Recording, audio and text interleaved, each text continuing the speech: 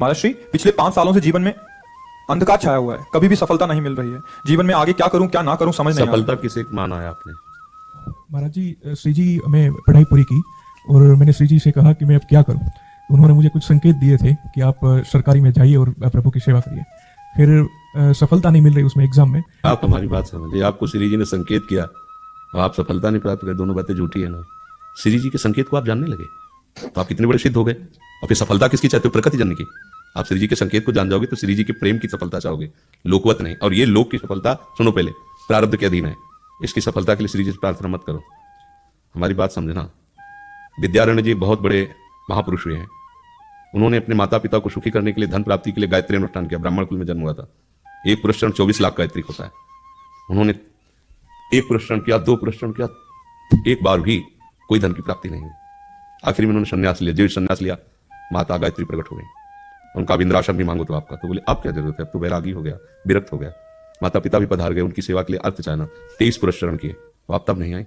उनका तुम्हारे अनंत जन्मों में ऐसे 24 महापाप थे जिनके कारण मैं नहीं आ पा रही थी। अब वो 23 पुरण से चरण से नष्ट हुए पुरस्करण से, और 24वां तुमने संन्यास लिया। तो अब आप जो चाहो, बोले अब चाहिए नहीं क्योंकि सन्यासी हो गया तो ब्रह्म प्राप्ति के लिए।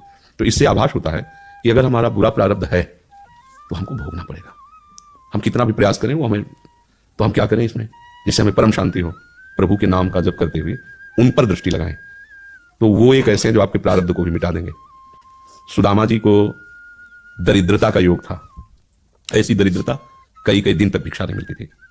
एक दिन उनकी पत्नी ने कहा कि हमारा आपका तो चरणामृत से भी गुजारा 2 दिन 3 दिन हो, 4 दिन हो, छोटे छोटे बच्चे तो मर जाएंगे ऐसे, अब हम क्या कर सकते हैं? प्रारब्ध जब बिगड़ता है ना, वो कोई सफलता नहीं होने देता। तो एक दिन श्री रुक्मिणी जी प्रसाद ठाकुर जी को भोग पा रही थी, प्रभु से रोक दिया, उदास हो गए। तो उनका प्रभु ऐसी स्थिति हमने जब जब आपकी देखी, तो किसी भक्त को जब कष्ट होता है तब आपको ऐसे देखा है। कौन सा भक्त है और क्या कष्ट है? तो एक सुदामा नाम के हमारे मित्र हैं, कई दिन से भोजन भी उनको, प्रभु आपके मित्र और मैं आपकी दासी, माँ लक्ष्मी का अवतार रुक्मिणी, आप हुक्म कीजिए, लोक लोक की संपत्ति वहां। बोले उसको चाह नहीं है, अगर वो चाह कर ले तो सारी व्यवस्था हो जाए। बोले पैदा करो जाके चाह। बोले उनके हृदय पर नहीं पैदा कर सकते हम भी। बोले उनकी पत्नी के हृदय में, बोले प्रयास करते हैं जाके। भगवान संत वेश में गए, भिक्षाम दे, तो निकली, हाथ जोड़ा और कहा हम असमर्थ हैं, आपको भिक्षा नहीं दे सकते। क्यों? बोले हम अपवित्र हैं, हमारे ऊपर सूतक लगा हुआ है, हमने एक पुत्र जन्मा है। तो ठीक है हम 10-12 दिन बाद आ जाएंगे। बोले नहीं, आजीवन अपवित्र रहेंगे। वैसा कौन सा? बोले दरिद्रता रूपी। सीधे कि मैं नहीं दे सकती या देने योग्य नहीं, ऐसा ना कहीं कहा, मैं अपवित्र हूं।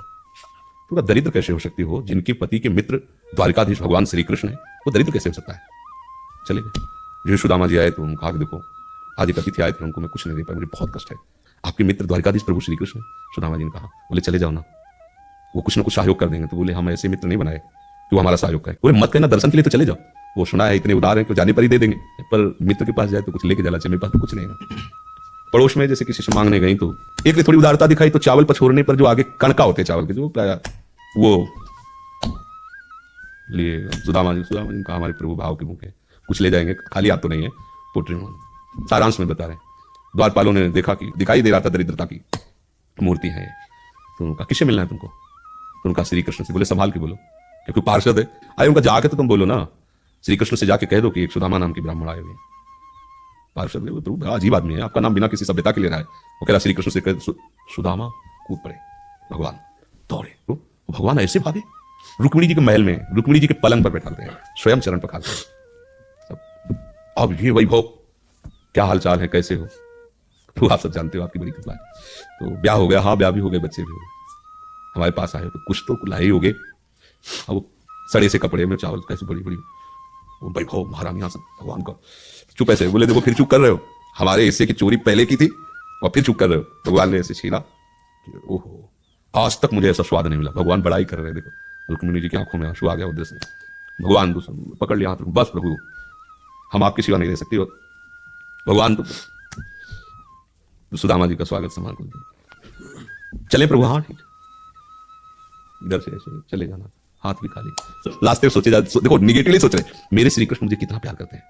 उन्होंने इसीलिए नहीं दिया कि दरिद्र कहीं संपत्ति पाकर मतवाला होकर मुझे भूल ना जाए, मुझे कितना प्यार करते हैं। तो दामा पूरी खड़ी जैसे द्वारिका। उनको भ्रम हुआ कि मुझे लगता है चलते चलते मैं पुनः द्वारिका आ गया। वहां पूछ रहे हैं कि ये किसका है। उनका प्रभु तो गलत हो गया, इनके भाग में हमने लिखा था 6 श्री, भगवान ने उसका उल्टा कर दिया यक्ष श्री। तो एकमात्र प्रारब्ध को मिटाने वाले भगवान है, कर तुम अकर तुम अन्यथा कर तुम। तो आप भगवान की शरण होकर उनका नाम जप कीजिए और उनसे प्रार्थना कीजिए कि आपको उचित लगे तो समस्या का समाधान कर दीजिए, नहीं तो मुझे समस्या से लड़ने का बल और विवेक दीजिए, बात बन जाएगी।